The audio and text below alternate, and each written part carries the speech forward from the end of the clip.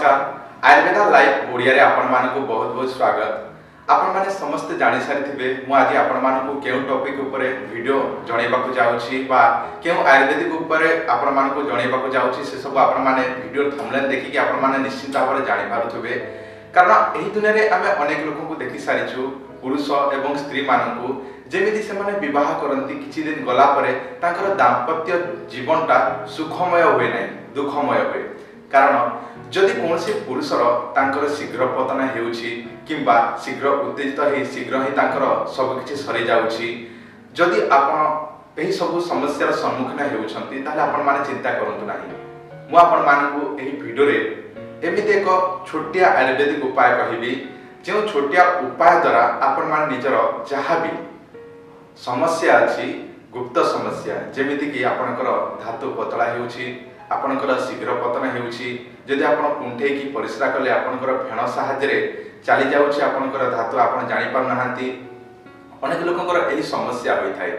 आपण मध्य निजर स्त्री को स्पर्श करदेला मात्र के किंबा आलिंगन करदेला मात्र के आपनकर शीघ्र ही बाहरी जाउछि ताले आपण माने चिंता करंतु नाही। एही वीडियो को आपण माने शेष पर्यंत देखिबाकू मोर अनुरोध। आपण माने जदि वीडियो को शेष पर्यंत देखिबे ताले आपण माने छोटिया आयुर्वेदिक उपाय करिकि आपनकर एही बड़ रोग को ठीक करि परिबे।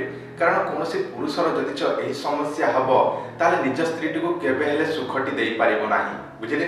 जदि आपण माने चाहिबे निजे कम पैसा रे आपण माने निजर शरीर को ठीक करि परिबे एवं एही समस्यार समाधान करि परिबे। तो चलंतु वीडियो को आरंभ करिकि से आयुर्वेदिक प्रयोगटी जानि नबा। किंतु ताहि पूर्व आपण माने एही चैनल को नवा देखुछंती ताले एबे ही सब्सक्राइब करिकि पाखरे थिबा बेल आइकन को प्रेस करंतु जहा फल रे आम चैनल रे जेते मध्ये नवा वीडियो आसीबो आपन को नोटिफिकेशन शीघ्र पहुंची परिबो। आ ताहा द्वारा आपण माने अनेक प्रकार आयुर्वेदिक उपाय जानि परिबे सिखि परिबे एवं आपण निजे यूज करिकि निजर शरीर को ठीक रखि परिबे। कारण आपण माने जानि छंती स्वास्थ्य ही संपद। वर्तमान मु आपण मानकु सेही आयुर्वेदिक प्रयोगटी जणाइ दउछि। आपण को गोटे काम करबाको पड़िबो।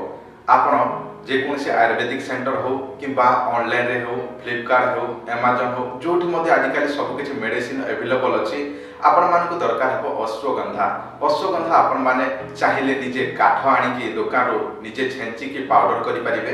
किंतु सबुठारो भलो रहिबो आपण जे कोनसी दुकान रो पतंजलि हो किंबा डाबर लाल कंपनी रो जोटा की अश्वगंधा चूर्ण बा अश्वगंधा पाउडर आपण किनि के आनिबे। ताहा परे आपण को दरकार हेबो 200 ग्राम मिश्री गुंड। 200 ग्राम मिश्री गुंड को आपण छेंची की पाउडर जदी मिलुछ ताले बहुत भलो कथा। जदी मिलु नाही ताले आपण जे कोनसी हेमदस्ता रे छेंची की किंबा ग्राइंडर रे गुंड करि दियंतु। ताहा परे आपण सेही अश्वगंधा 1 किलो रे 200 ग्राम जोटा की मिश्री ऐड करंतु बुझले ऐड करंतु। ताहा परे आपण ताहा को गोटे काचर डब्बा रे रखंतु जेमिति की भितरे कोनसी ठंडा पवन न पसिबो। कारण ठंडा पवन पसिले जोटा की गोलमालिया हे जिवो। तो आपण भलो जागा रे जत्न सहकार रखि नेबे एवं सेटा को केमिति व्यवहार करबे एबे आपण ध्यान देके सुनंतु। रात्र समय रे आपण खाइबा पूर्वरु बुझले खाइबा पूर्वरु आपण को उखुम पानी सेवन करबा को पड़िबो। उखुम पानी सेवन करिकि आपण जहा भी आपण भात डाली जहा भी आपण रोटी जहा भी खाउछंती खाइबे। तापर रात्र समय रे सोइबा पूर्वरु गोटे ग्लास उखुम खीर नेबे बुझले पूरा नख उखुम नेबे एवं सेतिरे गोटे चामच से पाउडर टी पकेबे एवं भलो भाबरे फेंटी देबे। ताहा परे ताहा को आपण सेवन करिवे। सकाळु खाली पेट रे रात्र समय रे आपण खाइकी सेवन करिवे। दुई टाइम आपण यूज करंतु देखिबे आपनकर जहा भी बीर्ज जनित समस्या शीघ्र पतन समस्या जहा भी धातु पतला हेउछि आपनकर शीघ्र उत्तेजित हेउ नाही जहा भी आपनकर धातु समस्या हेउ किबा जहा भी गुप्त रोग समस्या अछि निश्चित भाबरे आपण एहा व्यवहार करंतु। एटा आयुर्वेदिक आपण माने कोनोसी आपण को साइड इफेक्ट हबो नाही। एटा व्यवहार करिकि देखंतु मासे रु 1.5 मास पर्यंत आपण को निश्चित भाबरे निजे जानि परिबे फायदा। कारण आपण माने निजे व्यवहार कले ही निजे निजर फायदा जानि परिबे। आ आपण देखिबे एटा व्यवहार कला परे कोन आपण को चेंजेस लागुची आपण को बॉडी केमिति लागुची आपण को शरीर केमिति रुष्ट पुष्ट लागिबो आपण को ताकत लागिबो पूरा मस्त लागिबो बुझे आपण माने एटा व्यवहार करंतु एवं निज शरीर को निश्चित भाव ठीक भाव रखंतु एवं निजर गुप्त रोग चिकित्सा पाई आपण माने आम चैनल को सब्सक्राइब करि रखंतु। आमे चेष्टा करिवो आपनकर अनेक किछि सहाय्य करिया पाई। आज वीडियो एतिकी जदि वीडियोटी भल लागि थाए उपायटी भल लागि थाए दया करी एबे ही वीडियोटी को लाइक करी आपण माने निश्चित भाव चैनल को सब्सक्राइब करंतु एवं आम सहित जड़ित होई रहंतु। वीडियो देखिथार धन्यवाद। नमस्कार।